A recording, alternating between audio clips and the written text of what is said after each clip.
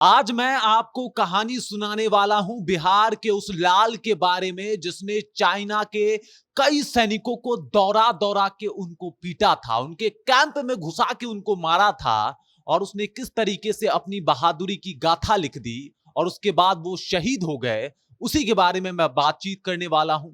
आपको बताने वाला हूं कि 22 वर्षीय उस युवक ने किस तरीके से बड़े बहादुरी के साथ चीनी सैनिकों का सामना किया था और किस तरीके से उनका ही डंडा छीन के उनके ऊपर खूब बरसाया था। इसी के बारे में बातचीत करूंगा, लेकिन उससे पहले मेरा परिचय जान लीजिए। मैं हूं रजत और आप देख रहे हैं जनता जंक्शन। और तमाम जितने भी लोग जनता जंक्शन को देखते हैं उन्हें स्वतंत्रता दिवस की सबसे पहले बहुत सारी शुभकामनाएं, बहुत बधाई। वापस आते हैं कहानी के ऊपर। ये कहानी है बिहार के वैशाली के रहने वाले जय किशोर सिंह की। महज 20 साल की उम्र में ही वो आर्मी ज्वाइन कर लेते हैं क्योंकि उनका शौक होता है, उनकी जिद होती है देश सेवा। और ज्वाइन करने के बाद उनकी जो पहली पोस्टिंग होती है वो होती है लद्दाख। लद्दाख में वो चले जाते हैं और लद्दाख में जब ये मामला शुरू होता है कि भाई जो चीन की नीयत है वो ठीक नहीं है, चाइना के और इंडिया के उस बॉर्डर पे कुछ चीनी हरकतें जो है वो सामने आनी शुरू होती है। और इसके बाद ये पता चलता है जो लोग वहां पे डिफेंस में तैनात लोग होते हैं कि भाई यहाँ पे चीनी सैनिक कभी भी धावा बोल सकते हैं।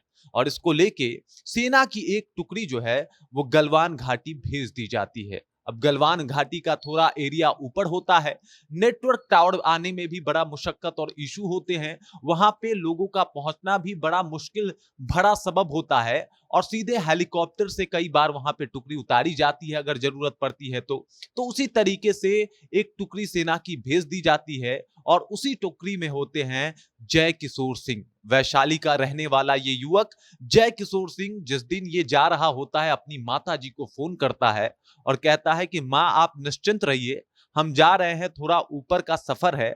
और वो अपनी भाषा में उनको समझाने की कोशिश करते हैं कि मैं पहाड़ों पे चढ़ रहा हूं, वहां पे नेटवर्क टावर नहीं होगा, तो हो सकता है मैं आपसे बात ना कर पाऊं, इसके लिए आप परेशान मत होइएगा। लेकिन जैसे ही मैं वहां से नीचे उतरूंगा उसके बाद छुट्टी लेके तुरंत आपके पास आ जाऊंगा।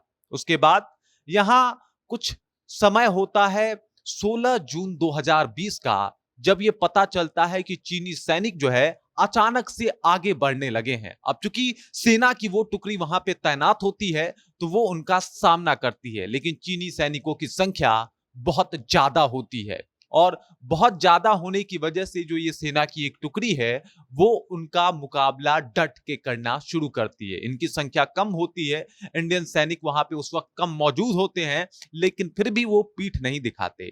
और उसमें ही एक नाम होता है जय किशोर सिंह का। जय किशोर सिंह जो कि निहत्थे खड़े थे, निहत्थे नहीं, उनके पास राइफल तो थे, लेकिन 1962 में जब एक युद्ध हुआ था इंडिया और चाइना में, तब एक संधि हुई थी और संधि में यह बात तय हुआ था कि भाई कोई भी जो भी दोनों सेनाएं हैं वो एक दूसरे पे आर्म्स का प्रयोग नहीं करेगी। और इस वजह से आर्म्स होते हुए भी वो चला नहीं सकते थे क्योंकि ये संधि टूट जाती और उसके बाद जो भी विदेशी मीडिया है इसको बड़ा तूल देते थे, इसलिए वो लोग आर्म्स तो नहीं चलाते। लेकिन जय किशोर सिंह आगे बढ़ते हैं, आगे बढ़ के एक चीनी का डंडा उसके हाथों से छीन लेते हैं और उसी डंडे से मारना शुरू करते हैं। उनके इस चोट और उनके इस प्रचंड एक तरीके से देशभक्ति से चीनी सैनिक आहत हो जाते हैं, घबरा जाते हैं, उनमें हड़कंप मचने जैसी स्थिति बन जाती है। लेकिन उसके बाद भी जो भारत के लाल होते हैं वो पीछे मुड़ के नहीं देखते, उसमें जय किशोर सिंह भी शामिल होते हैं।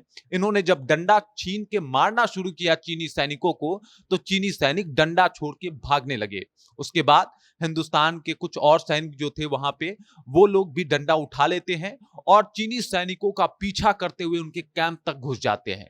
अब चूंकि सेना की संख्या बहुत कम होती है और इस दौरान हमारे देश के 20 सिपाही और एक कमांडेंट शहीद हो जाते हैं, जिसमें से 5 जो देशभक्त होते हैं, जो 5 सैनिक होते हैं वो बिहार के होते हैं। और उसी में से एक नाम होता है जय किशोर सिंह का। जय किशोर सिंह के बारे में जब उनके इस खबर के बारे में जब उनके परिवार वालों को पता चलता है तो सब लोग जो उनके गांव के लोग होते हैं वो घर पे पहुंचते हैं।